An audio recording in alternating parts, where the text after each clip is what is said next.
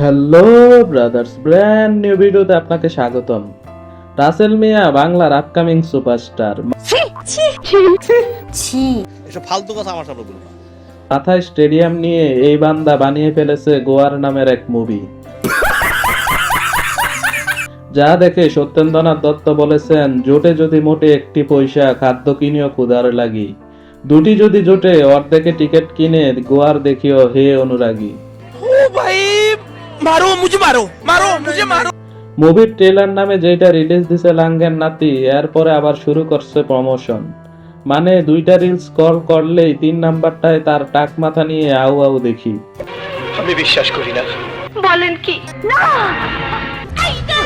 এখানে থেমে নেই, রাস্তার রিক্সাওয়ালা থেকে শুরু করে ফকির সবাইরে ভাত খাওয়াচ্ছে যাতে তার মুভি দেখে। এইটা কি কোনো কথা? সেসবের ভিডিও আবার সামনে আসতেছে। কুতুবউদ্দিন আইকব কুতুব মিনার বানিয়েও এতটা উচ্ছ্বাস প্রকাশ করেননি যতটা এই ওমানের ভাই সুদান মুভি নিয়ে করতেছে। আজ শুনি 1 মাস প্রচারণা চালিয়ে টিকিট সেল হয়েছে মাত্র 45টি। চুদলিং পং হু গিয়া।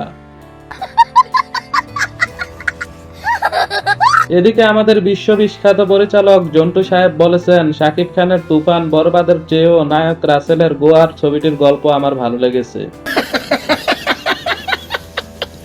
গোয়ার ছবিতেও কিন্তু বরবাদ তুফানের মতো অ্যাকশন ছিল। আমি শুনি নাই। এর অপমান আমি সহ্য করব না। গল্পের দিক দিয়েও গোয়ার ছবিটি এগিয়ে। এই জন্য একজন মহারিষি বলেছিলেন, মেথর কি বুঝবে আতরের গন্ধ।